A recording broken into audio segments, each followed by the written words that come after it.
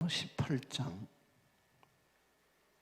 1절부터 10절에 일어난 말씀을 한 절씩 교독하시겠습니다. 여호와께로부터 예레미야에게 임한 말씀에 이르시되 너는 일어나 토기장이의 집으로 내려가라. 내가 거기에서 내 말을 내게 들려주리라 하시기로.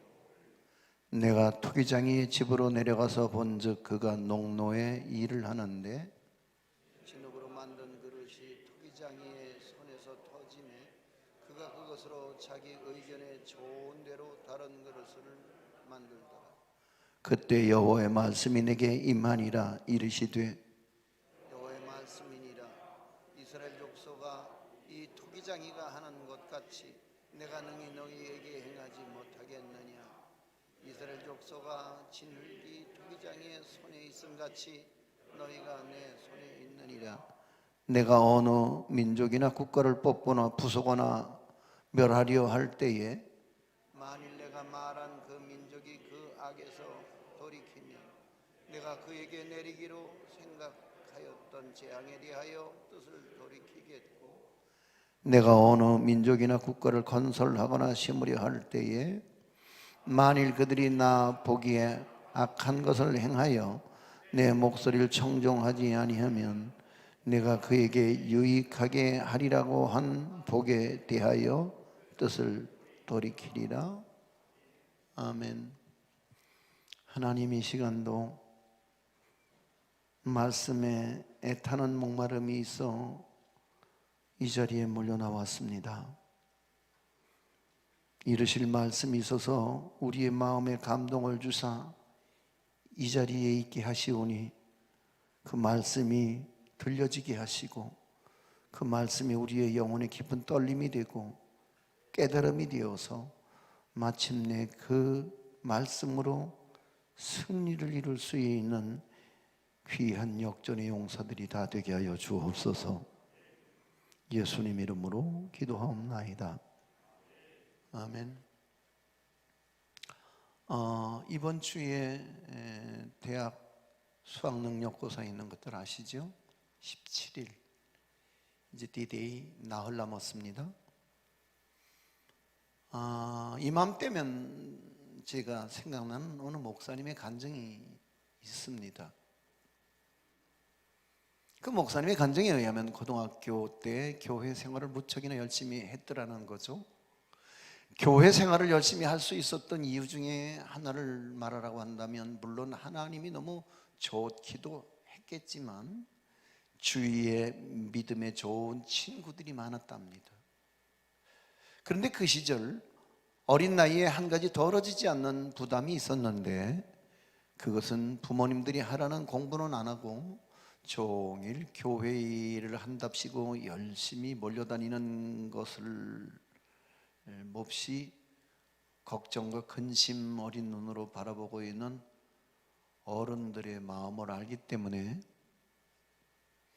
친구들과 함께 야, 우리 적어도 우리만큼은 교회에서 일도 열심히 하고 공부도 열심히 해서 우리를 걱정하는 많은 어른들에게 본때를 한번 보여드리자, 이 다짐을 했다는 거예요. 그리고 고3 1년 내내 새벽 기도회를 다니면서 하나님이 난처해지지 않게 그냥 나름 애를 많이 썼는데 그럼에도 불구하고 시험의 결과는 본때는커녕 물거품이 되고 말았다는 거죠. 이 시험 점수가 자그마치 자신들이 예상했던 것보다 대략 10점 내지 많게는 20점씩 점수를 낮게 받아들었다는 거예요. 그도 그럴 것이 그 많은 에너지를 교회에 쏟았으니 당연히 시험을 못 치를 수밖에 없었던 것입니다. 그들은 어른들, 특별히 부모님 앞에서 고개도 못 들고 그들의 매운 눈총에 귀가 꺾여서 그렇게 가고 싶어 했던 당시 인기 있는 학과의 지원은 아예 포기한 채 상대적으로 점수가 낮았던 중국어과, 러시아과 뭐 이런 데 지원을 했고 그 중에 한 친구는 아예 재수를 하게 되는 불상사를 일으켰다는 거예요. 각자 원수를 집어넣고 교회에 모여들었던 그날 그들의 축 늘어진 어깨, 의욕 없는 표정들, 그리고 어쩌면 하나님에 대한 어떤 허탈한 마음이랄까요? 근데 그날 친구들이 더욱 걱정한 것은 그들의 점수가 낮아서 비인기 학과에 지원을 했다는 사실보다는 그들의 걱정은 지켜보고 있던 교인들에게 하나님을 의지하고 공부를 했더니 하나님께서 이렇게 축복해 주셨습니다 라고 통쾌하게 말할 수 있는 처지가 안 된 것이 그렇게 마음이 아플 수가 없었다는 거예요. 그리고 이제 그들을 본받고 열심히 교회 일을 하려고 하는 후배들에게는 이 더 이상 해줄 말이 없다는 그들의 입장, 난감했겠죠. 그런데 하나님의 역사는 그 시간부터 일어나기 시작했다는 거예요. 입학할 때는 그 누구도 알아주지 않았던 비인기 학과였던 중국어과, 러시아어과, 이런 데 변화가 일어나기 시작을 했다는 거예요. 그것은 중국이 개방되고 소련이 붕괴됐다는 현실 앞에서 그들이 졸업을 할 무렵에는, 그리고 직장에 들어갈 무렵에는 중국의 전문가, 러시아 전문가를 사회 곳곳에서 모셔가려고 나서는 진풍경이 벌어졌다는 거예요. 그들은 지금도 그 현상을 그렇게 간증을 해요. 하나님은 믿음의 친구들이 세상을 이끌어가게 하기 위해서 철의 장막이라고 불렸던 중국을 개방시켜 주시고 소련을 붕괴시켜 주셨다고 그들은 지금도 믿고 그렇게 간증하고 있더라는 거예요. 자, 우리들이 자주 사용하는 말 가운데 반응이라고 하는 말과 응답이라고 하는 말이 있습니다. 비슷한 말 같기도 합니다만 그러나 언어학자들은 이 둘의 차이를 분명하게 구분하고 있습니다. 동물은 반응적으로 살죠. 사물의 느낌이나 어떤 작용에 대해서 나타난 즉각적인 반사작용, 이를테면 춥다든지 덥다든지 배고프다든지 아프다든지라는 반사적인 반응. 근데 이런 반사적인 것들, 이런 반응은 생각지 않고도 표현될 수 있는 것들이거든요. 근데 응답이란 뭐냐? 응답이란 한 번 더 깊이 생각하고 또 마음에 새기고 그 다음에 이것에 대하여 자신의 뜻을 나타내게 되는데 이것이 응답이라는 거죠. 그러니까 동물과 인간의 차이점 중 한 가지가 동물은 반응적으로 살아가지만 사람은 생각한 후에 나타난 응답적 존재로 살아간다는 얘기예요. 이스라엘 역사에서 가장 어두웠던 시기인 유다 왕국 말기에 관한 기록이 오늘 본문입니다. 유다 나라가 멸망하기 전 선지자 예레미야는 하나님으로부터 말씀을 듣고 유대 민족이 살 길은 하나님 앞에 회개하고 돌아오는 것밖에 없다고 줄창 외쳤습니다. 당시 유대 민족은 하나님을 버리고 우상을 섬기고 있었죠. 하나님이 수 없는 선지자들을 통해서 거듭 경고하지만 그들은 회개하거나 돌아서지 않았습니다.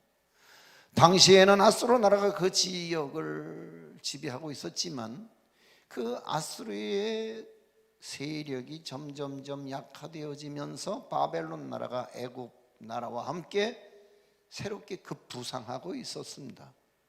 유다의 정치인들은 왕에게 압력을 넣어서 우리가 살아날 수 있는 길은 애굽의 도움을 요청하고 그들과 동맹을 맺는 것이라고 왕을 설득했습니다. 반면에 예레미야는 하나님께 우리가 회개하고 하나님만 바라보는 것이 오늘 우리의 오직 유일한 살 길이다 라고 거듭 말하고 외치지만 그 누구 하나 예레미야의 외침에 귀를 기울일 마음이 없었습니다. 자, 그러면 오늘 본문 18장 4절 말씀을 한 목소리로 한번 읽어보도록 하겠습니다. 시작. 진흙으로 만든 그릇이 토기장이의 손에서 터짐에 그가 그것으로 자기 의견에 좋은 대로 다른 그릇을 만들더라. 지금 하나님은 지쳐있는 예레미야에게 토기장이의 집으로 가라고 명령하시지요. 거기에서 하나님이 메시지를 주시겠다는 의도입니다. 자, 토기장이는 좋은 흙을 떠다가 채로 고르고 물을 뿌려서 질흙을 만들고 그것을 물레 위에 올려놓고 정성스러운 손길로 질흙의 모양을 다듬어냈을 겁니다. 묵묵히 그리고 섬세하게 이 과정을 지켜보는데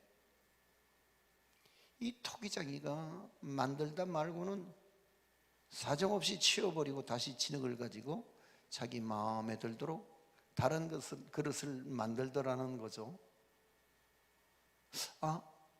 아무 생각 없이 사용하던 그릇 하나에 담긴 토기장이의 지극한 마음을 통해서 토기장이의 집에 가라 하신 하나님의 의도가 무엇이었는지 아마 깨닫지 않았을까요? 제가 언젠가 바닷가 방파제를 가는데 낚시질을 해요. 날도 그저 별로 그렇게 좋지 않은데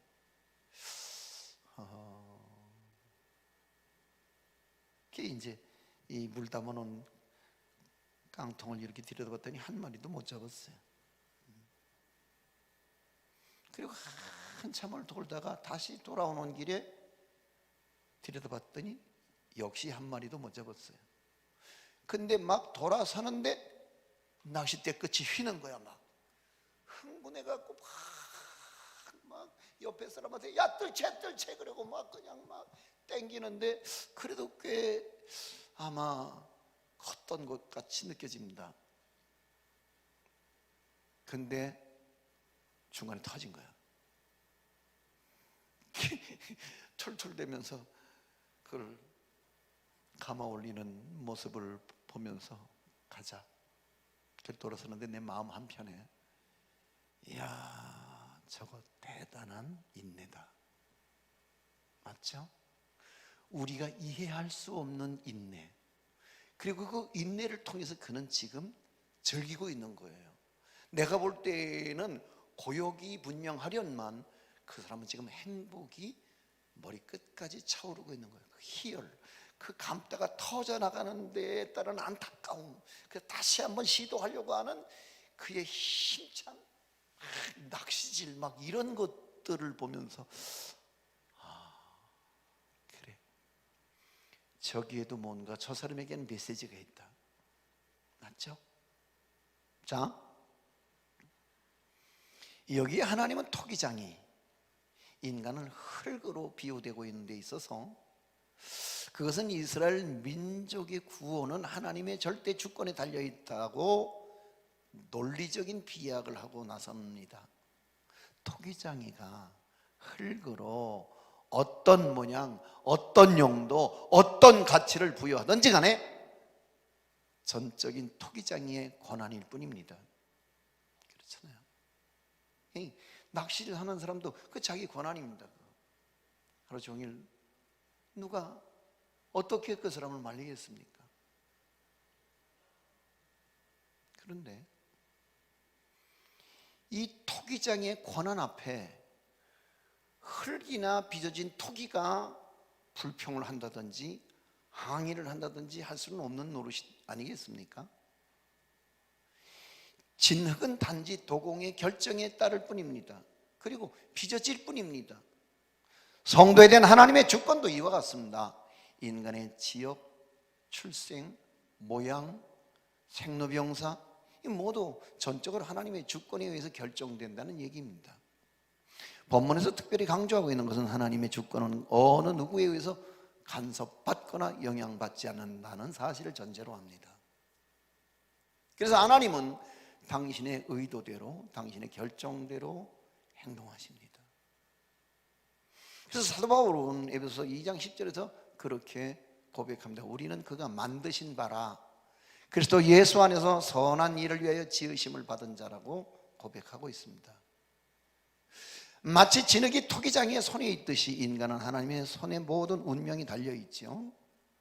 진흙 인간이 토기장에 하나님께 취해야 할 태도가 있다면 그 하나님의 절대 주권을 인정하고 자신의 피조성에 대한 반항과 불평이 아닌 그 창조주 하나님에 대한 끝없는 감사와 절대 순종과 전적인 헌신만 요구될 뿐이라는 거예요. 그게 믿음입니다. 자, 6절 말씀 들어가 있습니다. 자, 시작. 여호와의 말씀이니라 이스라엘 족속아 이 토기장이가 하는 것 같이 내가 능히 너에게 행하지 못하겠느냐. 이스라엘 족속아 진흙이 토기장이의 손에 있음 같이 너희가 내 손에 있느니라. 따라 하실까요? 너희가 내 손에 있느니라. 그렇죠. 하나님이 온 우주 만물을 덮으시고도 남을 만한 손을 갖고 계시죠. 그래서 시편 기전 139편에서 내가 주의 신을 떠나 어디로 가며 주의 앞에서 어디로 피하리까. 내가 하늘에 올라갈지라도 거기 계시며 음부에 내 자리를 펼지라도 거기 계시니이다. 내가 새벽 날개를 치며 바다 끝에 가서 거할지라도 곧 거기서도 주의 손이 나를 인도하시며 주의 오른손이 나를 붙드심이니이다 라고 노래하는 것을 보게 됩니다.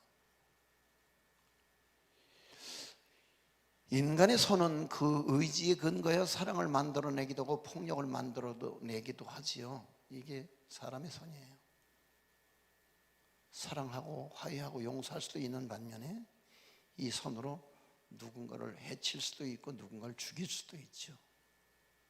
그렇죠? 근데 반면에 하나님의 절대 주권에 의한 손은 구원하실 수도 있고 심판하실 수도 있는 손입니다. 그러므로 너는 내 손 안에 있다는 말씀은 내가 누군 줄 아니? 이건 경고인 동시에 근심하지 말라 내게 맡기라는 위로의 말씀으로도 해석할 수 있습니다. 여러분, 공지영 작가를 아실 겁니다. 이 공지영 작가의 수도원 기행이라는 책에 그런 글이 있습니다. 처음에 나는 소설가가 되면 행복해질 거라고 생각했다. 그래서 나는 소설가가 되었다. 그리고 그 다음에는 유명해지면 행복할 거라 생각했다. 그런데 나는 우연히 그리고 운이 좋아서 유명해졌다. 그 다음엔 당연히 돈이 걱정이 없어지면 행복할 거라고 생각했다. 생활비를 다 쓰고 나서 통장에 늘 100만 원만 있다면 아무 걱정이 없을 것 같았다. 1994년 여름 내가 낸 3권의 책이 베스트셀러에 올랐다. 그러니 돈도 생겼다. 이제 100만 원이 문제가 아니라 하룻밤을 자고 나면 통장으로 수천만 원의 인세가 들어오기 시작했다. 하지만 난 여전히 행복하지 않았다. 그토록 원하는 돈과 명예가 그리고 많은 인터뷰가 나를 기다리고 있었지만 그런 것들이 나를 행복하게 만들지는 못했다. 그때서야 그런 것들이 나에게 아무 쓸모없는 것인 줄을 알게 되었다.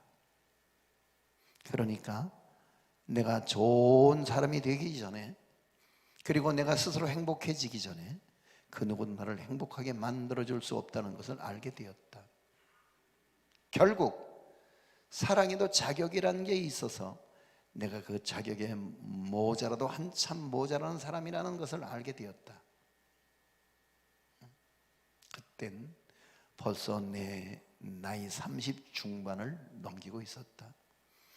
그 쉬운 깨달음을 얻기 위해서 나는 청춘과 상처를 지불해야만 했던 것이다. 괴테의 말대로 가진 것이 많다는 것은 그 뜻을 깨닫지 못하는 사람에게는 하나의 무거운 진미일 뿐이다 라는 사실을 알게 되었다. 그런 깨달음에 이르기까지 걸린 시간은 18년이나 걸렸다. 난 더 이상 지체하지 않고 하나님께로 돌아가기로 했다.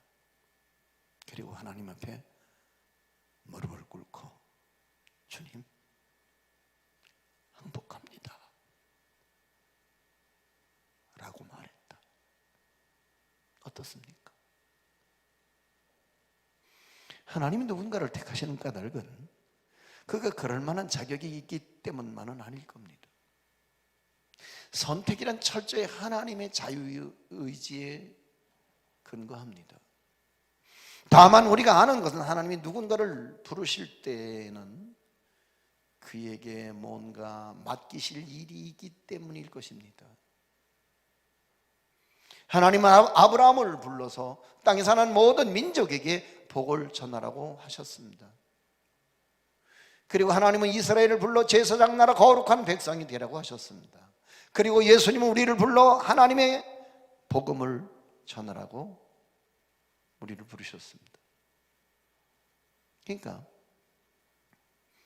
우리 모두는 예외 없이 모두 부름을 받은 사람들이며 토기장이의 손에 의해서 빚어진 존재들입니다. 자, 그렇다면 우리에게 있어서 가장 중요한 사명은 뭐냐? 이 악한 세대에서 새로운 삶의 가능성을 열어 보이는 남은 자 그루터기가 돼야 합니다. 자, 그렇다면 오늘 나의 나됨이 어디 있느냐, 이거 생각들을 해보실 필요 있습니다. 오늘 내가 이 땅에 짧은 생을 살다가 돌아갈 텐데, 자 보세요. 오늘 제가 이걸 열어놓고 예배를 드리자 그랬어요.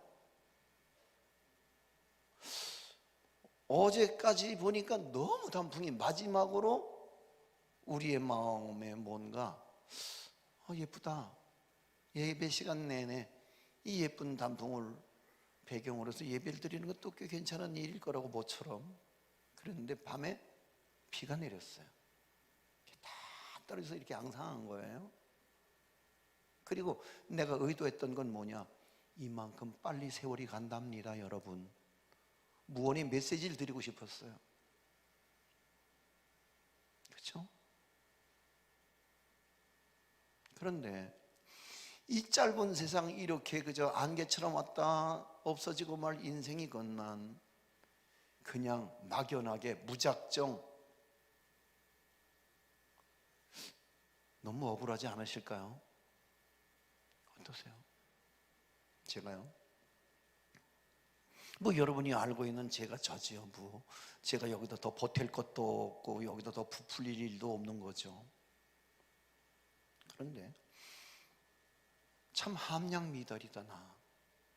내가 나를 스스로 채점하자면 어쩌면 겨우 60점이나 될까, 아니면 그 아래일까, 이런 생각이 제가 저를 채점하는 점수입니다. 그런데 내가 정말 잘한 것 한 가지 있다고 나는 스스로 생각하는 거 한 가지 있습니다. 딱 한 가지.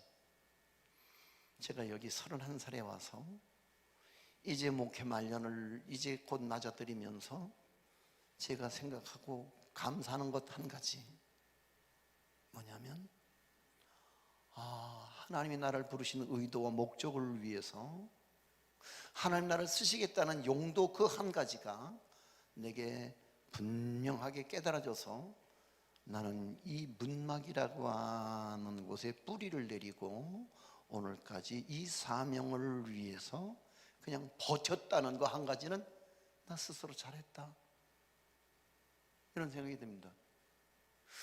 뭐 제가 여러 차례 뭐 그냥 자랑은 아니지만 그래도 그냥 어떻게 말 끝에 물어낸 제 그 목회 사역 중에 그래도 꽤 괜찮은 교회들에서 청빙이 오기도 하고 좀 도가 넘어서 차를 보냈다고 하기도 하고 이삿짐을 실으러 갈 청년들을 지금 출발시킨다고 하기도 하고 그럴 때마다 제가 안 흔들렸던 건 아닙니다. 야, 나도 한번 도시 가서 큰 목사, 큰 교회 뭐 그런 거 한번 하면 안 되나? 근데 그럼에도 불구하고 내게 있어서 가장 잘한 일은 그래도 한 우물을 판 게 잘했지. 뭐 큰 교회 목사 된들 그렇잖아요. 나는요 정말 내 목회에 정말 내가 잘했다고 생각하는 거는 큰 교회 목사 되는 길보다는 행복한 목회를 하고 싶어서 이곳에서 여러분과 함께 행복한 교회를 이루었다는 게 제게는 큰, 더 말할 나위 없는 행복 중에 행복 중에 행복이다. 그래서 난 오늘 여러분이 내 곁에 계셔서 행복하고, 나는 드림교회 목사인 것이 행복하고, 나는 한 교회에 31살의 젊은 나이에 와서 평생 한 교회를 지질이 궁상을 떨고 그렇게 비루하고 남루하고 결핍투성이인 내 목회를 여기까지 이끌어냈다고 하는 것이 나는 행복합니다. 할렐루야. 그런 거죠. 자, 그렇다면 오늘 우리 7절 8절 들어가서 다시 한번 체크해 보십시다. 자, 한번 읽도록 할게요. 시작. 내가 어느 민족이나 국가를 뽑거나 부수거나 멸하려 할 때에 만일 내가 말한 그 민족이 그 악에서 어떻게 돌이키면 내가 그에게 내리기로 작정하였던 재앙에 대하여 뜻을 돌이키겠고.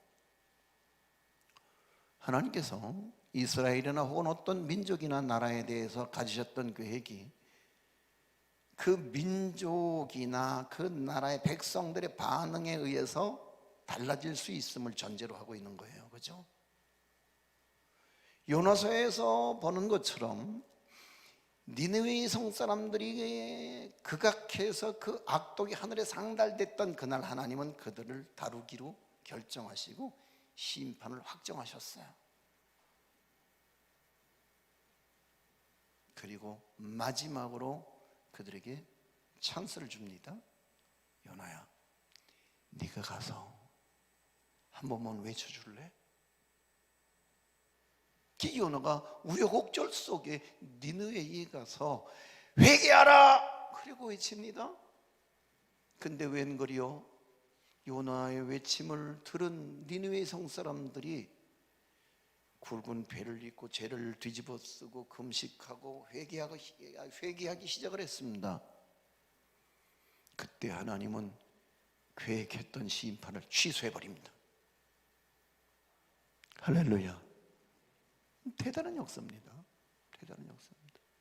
반대로 하나님께서 이스라엘을 선택하고 그들에게 복을 주시기로 약정하셨지만 그들이 하나님의 약속을 저버리고 명령을 순종하지 않고 죄악의 길로 나섰을 때 하나님께서는 그들을 징벌하십니다. 그리고 그렇게 사랑하시는 이스라엘 나라를 멸망시켜 버리신 것을 보게 됩니다. 자, 이런 사상은 바로 신명기적인 사상이다 말할 수 있습니다. 신명기 사관은 하나님의 계명을 순종하면 복받고 불순종하면 저주를 받는다라는 요지죠. 그죠? 맞죠? 본문에서도 바로 이런 신명기적 사관이 적용되고 있음을 알 수 있어요. 중요한 사실은 하나님께서 어느 민족이나 국가를 뽑거나 부수거나 멸하려 할 때에 혹시 그 나라가 악에서 돌이키면 재앙을 다시금 거두시겠다는 말씀 아닌가요? 반대로 어느 민족이나 국가를 건설하거나 심으려 할 때에 혹시 그 나라가 여전히 악을 행하고 있다면 저들에게 내리려고 계획하셨던 복을 거두어 버리시겠다고 약속하십니다. 말씀하십니다. 그러니까 여러분, 하나님의 뽑음과 심음의 원칙은 절대로 하나님의 감정대로 결정하신 일이 아니라 재앙을 당할 것이냐 재앙을 피할 것이냐의 기준과 잣대는 하나님의 절대 주권 속에 들어있지만, 그러나 이전에 우리가 악에서 돌이킬 것이냐 아니면 여전히 악을 행할 것이냐, 공이 우리한테 넘어와 있다는 거예요. 응? 이 무서운 얘기 아닌가요? 저는 이 말씀을 준비하면서 몸에 정말 솜털 하나까지 다 일어서는 전율을 느꼈습니다. 잘 살아야 되는데 이 대한민국 드림교회, 자, 하나님의 의지는 분명하지만 그 하나님의 의지를 바꿀 수 있는 게 인간의 의지라는 거예요. 때로는 패약한 길에서 돌이키지 않는 백성은 응답과 축복을 결코 받을 수 없다. 회개와 기도는 여호와께로 나가는 길인 동시에 응답과 축복의 통로가 되는 줄을 믿으시면 아멘 하십시다. 지금 하나님은 이스라엘 백성들이 회개하고 돌아오면 계획을 수정하실 의향을 분명히 품으시고 이미 응답과 축복을 준비하고 계셨던 거예요. 그 하나님의 이름을 여호와 이레, 그러니까 하나님의 산에서 준비하고 계시는 그 하나님의 열심, 하나님의 특심을 우리는 깨달을 수 있어요. 당신에게 등을 돌리는 백성으로 인해서 하나님은 상심하시기도 하거니와 당신의 뜻을 따르는 사람들로 인해서 기뻐하시기도 하는 하나님. 하나님은 물론 초월적인 분이시고 시간 너머에 계신 분입니다. 그리고 땅은 여전히 그분의 발등상이고 우리가 사는 이 세상은 여전히 하나님 손안에 있기 때문에 하나님은 이 세상을 사랑하실 수밖에 없습니다. 우리가 토기와 비슷한 것 같긴 하지만 그러나 우리가 토기와 다른 점이 하나 있다면 그것은 우리는 토기와는 달리 생각할 줄 알고 우리에게 의지가 있고 그리고 우리가 내린 결정에 의해서 책임도 질 줄 아는 존재라는 거죠. 토기는 그저 토기장이가 만들어 놓은 그대로 있기만 하면 되지만 그러나 우리는 하나님께서 지어 놓으시면 가만히 있는 존재가 아니라 생각도 해야 되고 행동도 해야 되고 결단도 해야 되고 때로는 그 죄악에 돌이킬 수도 있어야지만 그게 믿음의 사람입니다. 그렇기 때문에 토기와는 다르게 우리는 우리의 생각과 행동에 책임을 져야 합니다. 그래서 하나님께서 우리를 깨트려 버리실지 아니면 우리를 소중하게 다루실지 결정하실 때 하나님은 먼저 우리의 중심과 우리의 삶을 보고 하나님은 결정하실 겁니다. 어쩌면 올 겨울이 유난히 더 코로나가 변종으로 다가서서 인류를 위협할 것이라고 하는 전망도 있습니다. 어렵습니다. 이미 우리는 그 어려운 터널을 3년여 우리는 허덕대고 달려왔습니다. 올 여름에 우리 중고등부 수련회를 갔는데 갔다가 참 어이없다, 씁쓸하다 이런 생각을 제가 하고 돌아왔는데 이유가 뭐냐면 1학년짜리가 처음 수련을 갔습니다. 2학년 형에게 물었습니다. 형 어떻게 하는 거야 수련회는? 나도 몰라, 나도 처음이야. 3학년에게 물었습니다. 어떻게 수련회는 어떻게 진행되는 거예요? 어떻게 하면 돼요? 뭐 갖고 가야 돼요? 그랬더니 3학년도 나도 몰라, 나도 처음 가는 거야. 우리한테 그냥 우리 왜 얼음땡 놀이 하잖아요. 얼음이 딱 서려버린 거야. 그 안에서 냉동돼 버린 거야, 우리의 삶이. 근데 이제 좀 풀릴만 해서 마스크 벗을 날을 기대하고 손 꼽는데 또다시 막 어려운 소식, 두려운 소식들이 들려오기 시작을 합니다. 어쩌면 우리는 이 주어진 현실 속에서 하나님 메시지를 볼 수 있어야 할 것입니다. 10절 말씀을 들어가서 읽어보도록 하겠습니다. 자, 시작. 만일 그들이 나보기에 악한 것을 행하여 내 목소리를 청종하지 아니하면 내가 그에게 유익하게 하리라고 한 복에 대하여 뜻을 돌이키리라. 저는 이번에 이태원 사고를 보면서 미안합니다. 제가 그 일을 당한 분들에겐 대단히 신뢰가 될까 두렵긴 합니다만, 여러분, 이태원은 한국판 소돔과 고모라를 방불케 하는 지역입니다. 그러니까 거기에 모든 바는 대체로 게이바, 그러니까 게이들, 동성 연애자들, 레즈비언, 이런, 그러니까 거기에는 아주 특수한 사람들이 모여드는 골목입니다. 물론 애매하게 구경 갔다가 애매하게 그냥 거기에 휩싸여서 희생된 사람도 있겠습니다만은, 근데 어쩌면 하나님께서 우리에게 사인을 보내며 이 사회와 민족과 백성들에게 하나님은 계속 메시지를 주고 계십니다. 근데 우리는 깨달음이 없습니다. 아무런 깨달음이 없습니다. 이렇게 기도할 때가 되어서 우리에게 기도하라고 하나님은 촉구하시는데, 물론 저녁에 나와서 다니엘 21일 특별 기도회에 참여한 분들에 대해서 정말 심심한 감사를 드리기도 하거니와, 난 여러분들이 이번 기회가 어쩌면 하나님이 우리에게 다시 돌이킬 수 있는 기회를 주시는 건 아닌가 싶은 생각에 함께 기도에 동참해 주실 수 있기를 간곡히 부탁을 드립니다. 어제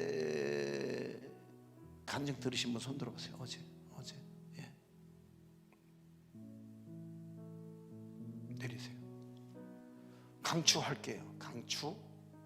어제 정선희 집사님 간증을 한번 들어주셨으면 참 좋겠습니다. 진짜 말 잘하지요. 저러니까 달변가다. 그러니까 연예인이지. 우리 교회 왔을 때보다 훨씬 더 잘하더군요.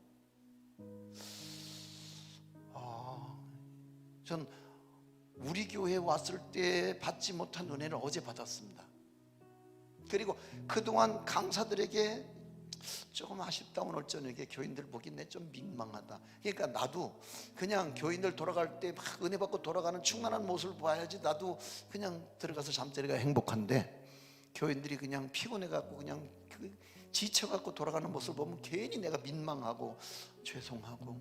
근데 어제 저녁에 내가 어깨 쫙 펴고 내가 여러분에게 손 흔들어 드렸습니다. 근데 그의 처절한 삶을 저는 압니다. 왜? 우리 교회에 와서 말씀했거든요. 남편의 자살, 그리고 그 최진실의 자살 이어진 거기에 대한 덤태기, 그것 때문에 온 한국의 루머의 그 진원지가 됐던 정선이가 묵묵히 담대하게 참고 기다리고 인내하고 소망 중에 버틸 수 있었던 것은 하나님이었습니다. 할렐루야. 여러분, 중심을 보여드려야 합니다. 아멘. 중심을 보이십시오. 그 시간에 어줍지 않게 TV 앞에 앉아서 시간 보낼 일이 아니라. 자, 10절 말씀 들어가겠습니다.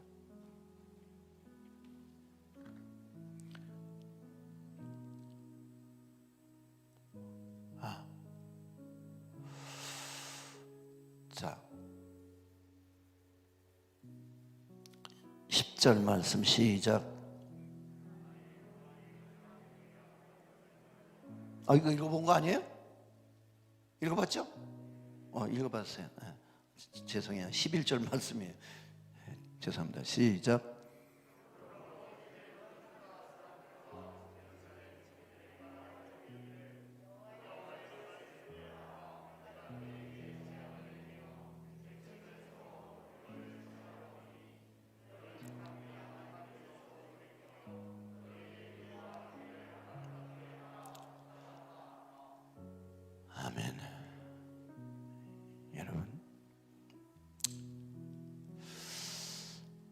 여기서 분명히 우리가 알아야 할 것은 하나님은 우리에게 그걸 원하시는 거죠. 아름다운 인생, 아름다운 길. 아멘.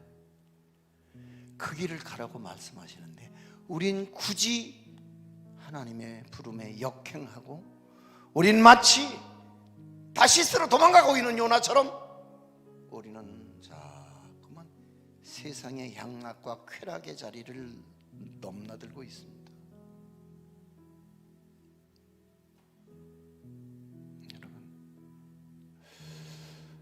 하나님이 어떤 목적을 가지고 우리를 만드시고 우리를 부르셨던지 간에 하나님 분명히 선하신 뜻이 있을 겁니다. 선하신 뜻. 나는 오늘 저와 여러분들이 그 하나님의 선하신 뜻을 깨달아 하나님께로 돌아설 수 있는,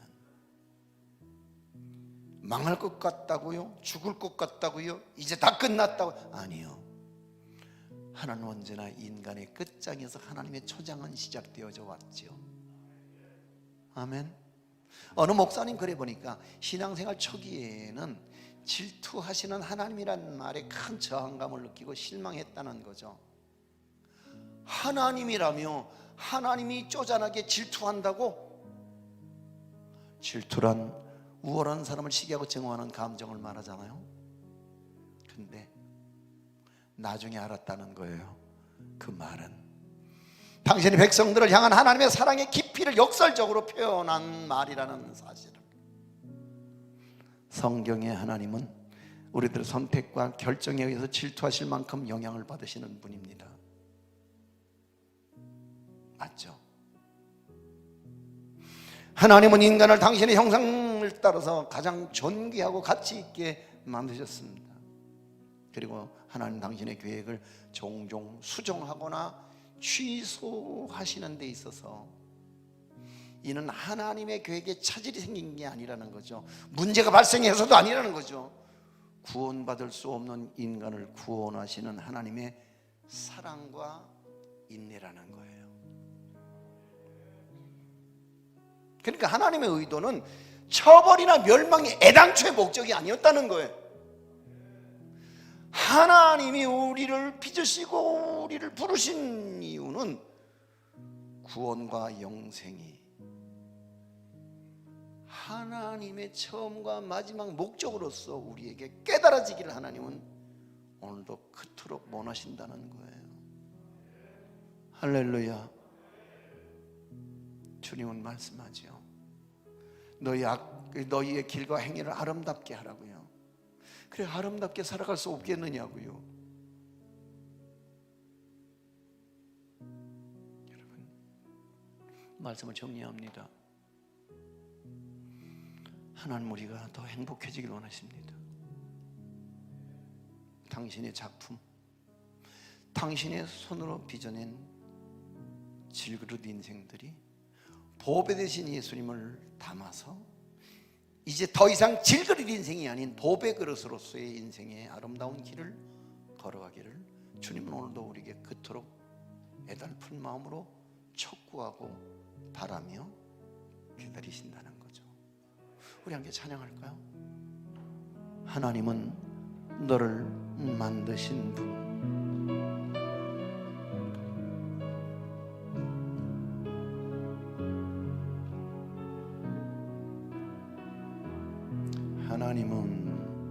하나님은 너를 만드신 분, 너를 만드신 분, 너를 가장 많이 알고 계시며, 하나님은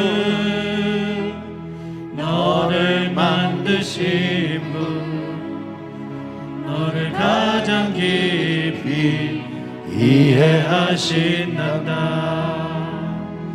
하나님은 너를 지키시는 분, 너를 벽을 포기하지 않으며, 하나님은 지키시는 분 너를 쉬지 않고 지켜보신단다. 그의 생각 셀 수 없고 그의 자비 무궁하며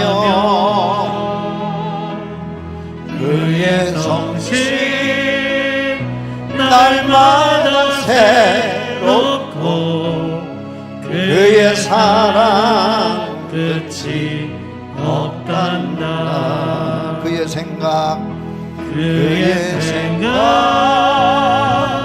셀 수 없고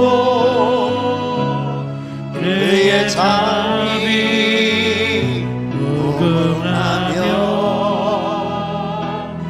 그의 성실 날마다 새롭고 그의 사랑 끝이 없다. 두 손을 가슴에 얹고 다시 고백할 거예요. 그의 생각 셀 수 없고 그의 자비 무궁하며 그의 성실 날마다 새롭고 그의 사랑 끝이 없단다. 어떠세요? 하나님의 결정을, 하나님의 계획을 여러분 바꿔보실 수 있는 중심이 필요하지 않습니까?